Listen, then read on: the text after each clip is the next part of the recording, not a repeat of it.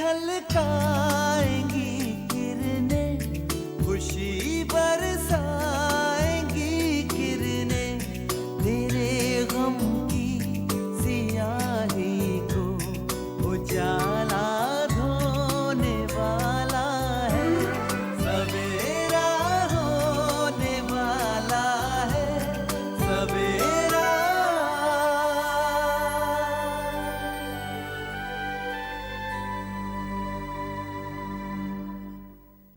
मैं आपसे निकाह करने के लिए राजी हूँ। शगुफ्ता को हॉस्पिटल से डिस्चार्ज मिलते ही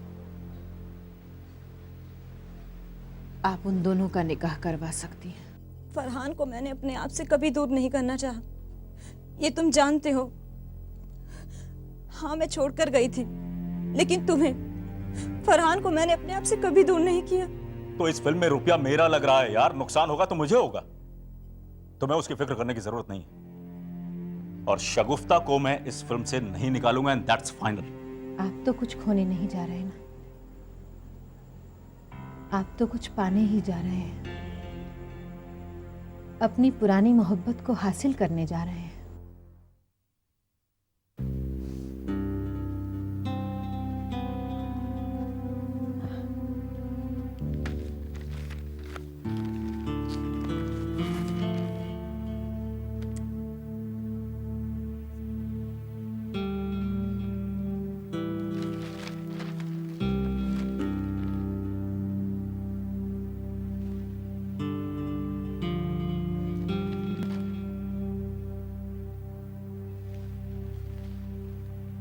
अदाकारा शगुफ्ता पर दोबारा कातिलाना हमला।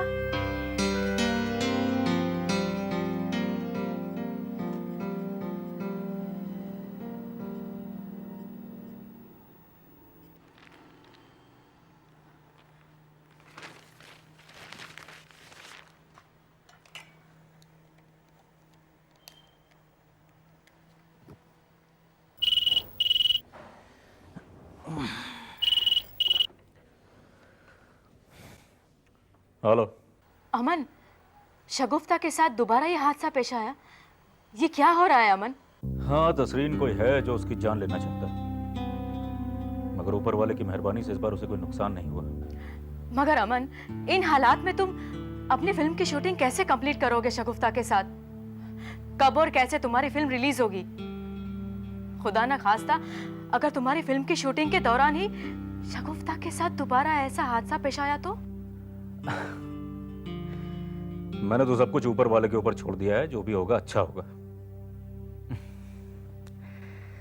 वैसे तसरीन, मैं एक बात बोलूं, मैं समझ रहा हूं तुम क्यों चाहती हो मेरी फिल्म जल्दी से जल्दी कंप्लीट हो जाए।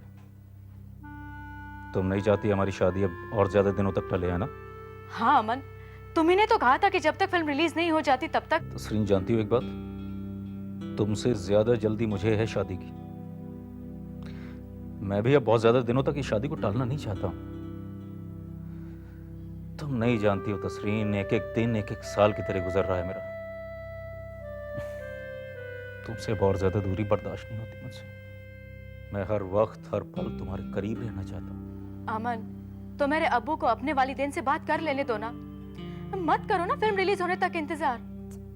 मुझ पे यकीन रखो तसरीन। देखो इस वक्त बात करने से बात बिगड़ सकती है, समझने की कोशिश करो। अल्लाह ने चाहा तो मेरी फिल्म कंप्लीट होने में ज्यादा वक्त नहीं लगेगा और फिर बहुत जल्दी रिलीज हो जाएगी। वैसे एक बात बताऊं, मैं तुम्हें आज फोन करने ही वाला था, क्योंकि कल रात मैंने बहुत ही हसीन ख्वाब देखा। क्या ख्वाब देखा? मैंने देखा कि हमारी शादी को 2 बरस गुजर चुके हैं और हमारे 3 बच्चे हो गए। या अल्लाह, 2 बरस और 3 बच्चे।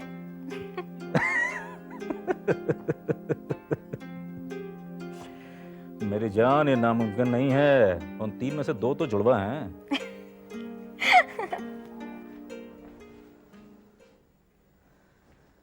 शबाना। जी अम्मी। हामिद का फोन आया? जी नहीं अम्मी, कोई खास बात?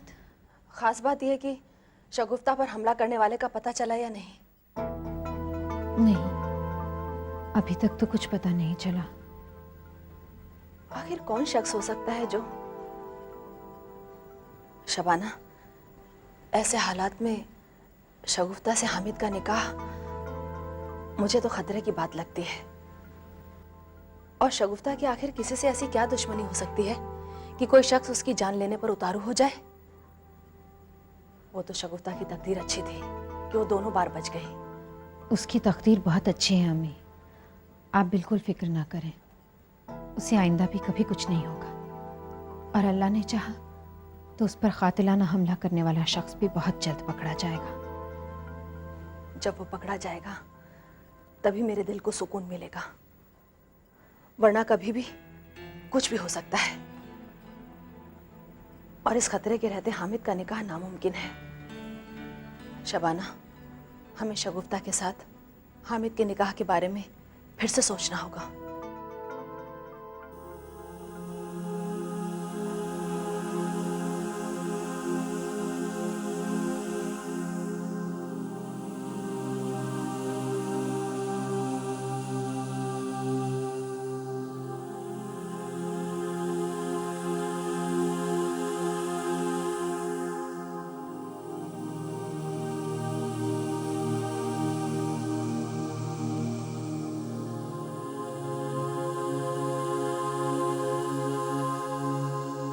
तुम्हारा और असद का तो चंद रोज का साथ है, जबकि मेरा और उनका तो कई सालों का है। मेरी रूह का हिस्सा मेरा बेटा, मैं उन्हें नहीं भूल सकती।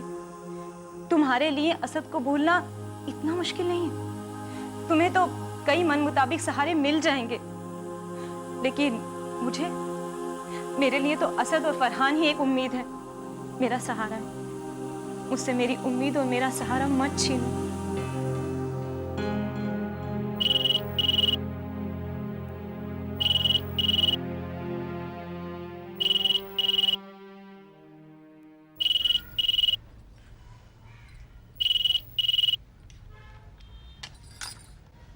हेलो शाहीन, असद, आप? क्या बात है, तुम अभी तक घर पर ही हो? दफ्तर नहीं आई अभी तक? मैं आज दफ्तर नहीं आ सकूंगी। क्या हुआ? तबीयत तो ठीक है ना? जी हाँ, मेरी तबीयत थोड़ी सी नासाज है। कोई फिक्र की बात तो नहीं ना? नहीं, कोई फिक्र की बात नहीं है। दवा तो ले रही हो ना तुम? जी, ले रही हूँ। ठीक है, तुम आराम करो और दवा वक्त पर लेती रहना। जी बेहतर। खुदा हाफिज। जी, खुदा हाफिज।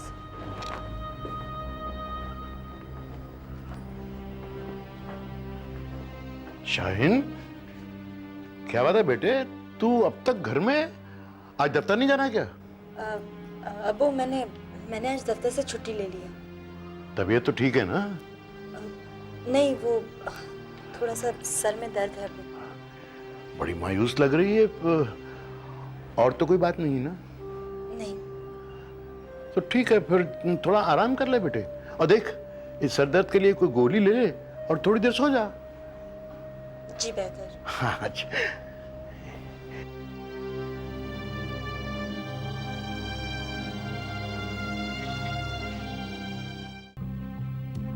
अस्सलाम वालेकुम।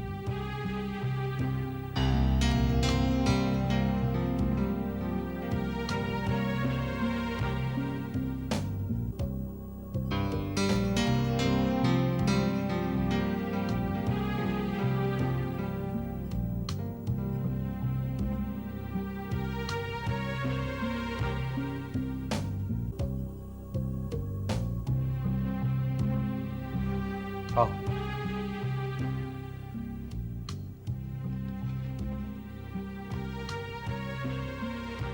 इसे यहाँ लेकर क्यों आए हैं? देखो रुखसाना, शगुफ्ता कुछ दिनों के लिए हमारे घर पर रहेगी, हमारे साथ। यहाँ रहेगी? किसकी इजाजत से? इसे मैं लेकर आया हूँ। इसका मतलब ये तो नहीं कि मैं इस गंदगी को अपने घर में जगह दे दूं?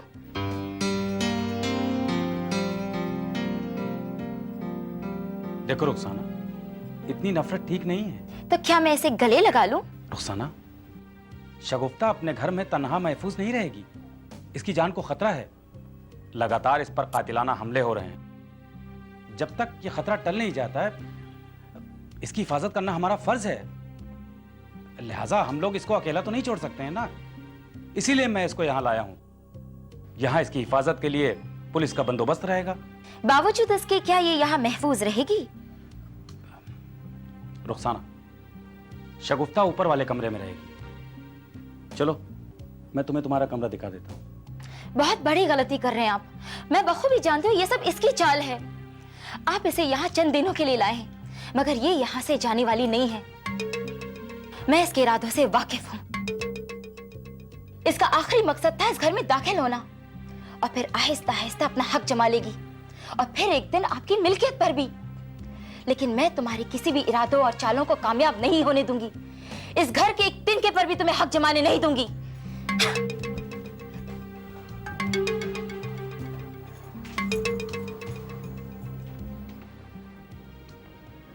अल्लाह ही जाने क्या बात है, मुझे कुछ बताती भी तो नहीं है, मगर कोई ना कोई बात है जरूर और मामला भी संजीदा है।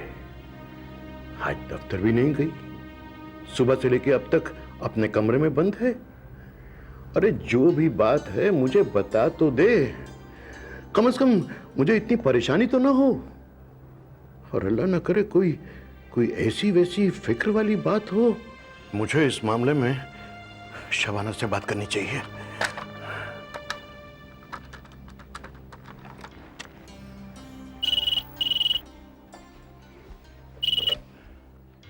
हेलो शबाना बेटे। अब्बू, कैसे हैं आप? बेटे इस वक्त मैं बहुत फिक्रमंद हूँ। क्या हुआ अब्बू, सब खैरियत से तो है? बेटे शाहीन को लेकर मुझे बहुत फिक्र हो रही है, मेरी समझ में नहीं आता मैं क्या करूं। ऐसा क्या हुआ अब्बू, कोई नया मसला? बेटे कुछ कहे तो मालूम हो ना कि मसला क्या है, उसकी परेशानी की वजह क्या है। आज सुबह से अपने कमरे में बंद है, दफ्तर भी नहीं गई है। अबू जाहिर है इस वक्त उसके निगाह के अलावा और कोई मसला नहीं हो सकता। आप उसके लिए परेशान हैं और वो आपके लिए परेशान होगी कि किस तरह आपको इस निकाह के लिए राजी करे। दरअसल वो आपको तकलीफ भी नहीं पहुंचाना चाहती और अपना फैसला भी नहीं बदलना चाहती। यकीनन वो इस वक्त इसी जद्दोजहद में उलझी होगी। इस मसले का एक ही हल है अब्बू, आप हम सब उसके इस फैसले को बाखुशी कबूल कर लें, उसे असद से निकाह के लिए रजामंदी दे दें। अब्बू अगर वो असद से निकाह करने का फैसला कर ही चुकी है तो एक बार आप असद से मुलाकात कर लें, मेरे ख्याल से ये बेहतर होगा। बेटे असद से तुम्हारी मुलाकात के बाद जब तुम्हारी मुझसे बात हुई तो मैंने इस बात का जिक्र शाहीन से किया था बेटे, और मैंने उसे यकीन भी दिलाया था हाँ कि मैं उसकी खुशी के लिए उसके हर फैसले में उसके साथ रहूंगा, जबरदस्ती अपनी राय थोपने की कोशिश नहीं करूंगा। मगर बेटे दोबारा जब मैंने इस बात का जिक्र किया तो शाहीन कहने लगी कि वो अभी तक किसी नतीजे पे नहीं पहुंची। अब इसका मतलब तो ये हुआ कि मगर ये कैसे हो सकता है अब्बू? शाहीन ने तो बिना किसी शक शुबे के मुझे अपना आखिरी फैसला सुनाया था। उसने पूरे यकीन के साथ कहा था कि असद के अलावा वो और किसी के साथ निकाह नहीं करेगी। मगर बेटे मुझे तो उसने ये कहा कि उसे थोड़ा वक्त चाहिए। इसका मतलब ये है अब्बू कि उसके और असद के दरमियान जरूर ऐसी कोई बात हुई है जिसने उसे अपने फैसले पर सोचने पर मजबूर कर दिया है। आप घबराइए मत अब्बू, मैं शाहीन से इस सिलसिले में बात करूंगी, वो मुझसे कुछ नहीं छुपाएगी, आप तसल्ली रखिए। अच्छा बेटे। क्या कह रहे थे तुम? अमन, मैं ये कह रहा था कि माना फिल्म में रुपया तुम्हारा लग रहा है, लेकिन इस रुपए को सही तरह से इस्तेमाल करना, इसकी हिफाजत करना, इसको बर्बाद ना होने देना, ये जिम्मेदारी मेरी है। आई लाइक इट अकबर, तुम्हारी ईमानदारी का कायल हूं मैं। बहुत जिम्मेदार शख्स हो। तो मैं ये कहना चाहता हूं कि तुम शूटिंग का शेड्यूल कैंसिल मत करो। शगुफ्ता के बिना जितने भी सीन्स हैं वो हम शूट कर लेते हैं जब तक वो ठीक नहीं हो जाती है। देखो स्टूडियो में हमारा सेट खड़ा हुआ है, हम चाहे शूटिंग करें या ना करें हमें उसका किराया अदा करना होता है। नॉट अ बैड आइडिया, काफी नेक ख्याल है। तो शूटिंग शुरू करते हैं और उम्मीद करते हैं कि अगले हफ्ते तक शगुफ्ता भी शूटिंग के लायक हो जाएगी। तो ठीक है, तुम शूटिंग प्लान कर लो. ओके? Excuse me.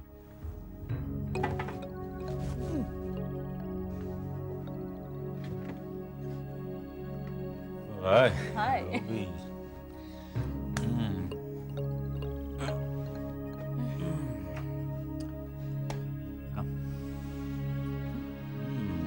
सब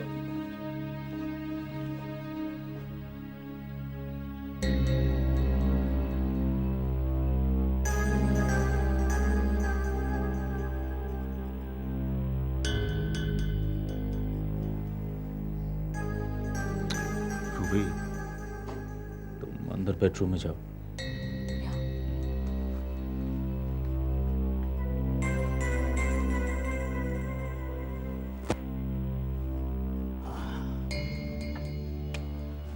हाँ तो अकबर, मैं क्या कह रहा था कि तुम शूट प्लान कर लो. जब तक अपने बचे हुए आर्टिस्ट हैं ना, उनके साथ काम हो जाएगा. अमन, ये लड़की कौन है? तुम रूबी के बारे में पूछ रहे हो? इसे मैंने अक्सर रात को यहाँ देखा है. तो अमन, तुम्हारा इससे क्या रिश्ता है?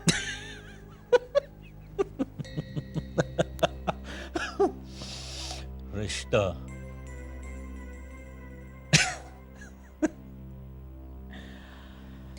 स्लीपिंग पिल है,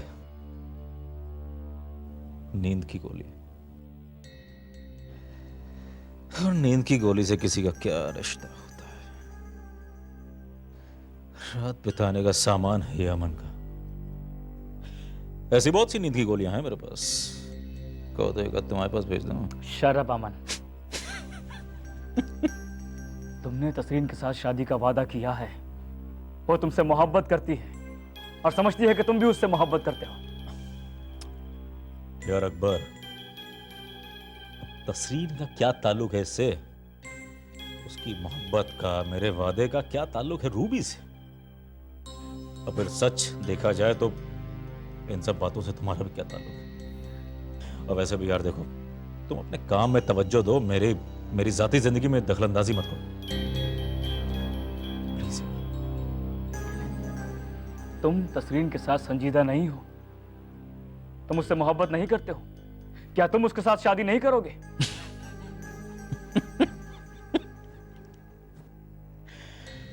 मोहब्बत, शादी, ये लफ्ज सुनने में बहुत अच्छे लगते हैं, लेकिन अमन की जिंदगी में इन लफ्जों का कोई ताल्लुक नहीं है.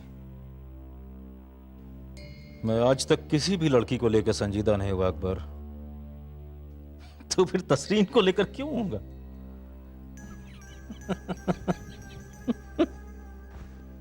तो तुम तसरीन से शादी नहीं करोगे?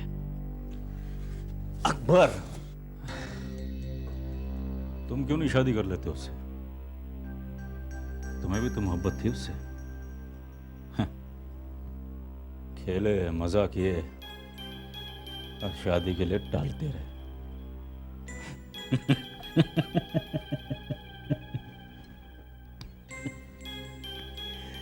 अमन इतना बेवकूफ नहीं है कि तुम्हारी जूठन को. अमन! चिल्लाओ मत अकबर, चिल्लाओ मत. वैसे तुम क्यों खामोखा उसके लिए इतने जज्बाती हो रहे? हाँ? अकबर, ये अमन तो उस तसरीन के साथ बस एक रात गुजारना चाहता है. Just one single night.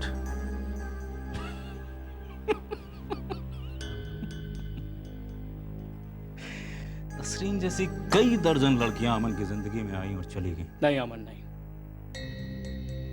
वो उन लड़कियों में से नहीं है. और तुम उसके साथ ऐसा नहीं कर सकते हो. उसके जज्बात के साथ मत खेलो Aman. Don't do this to हर.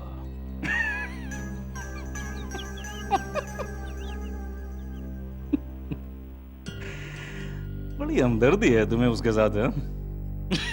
शादी और तसरीन से.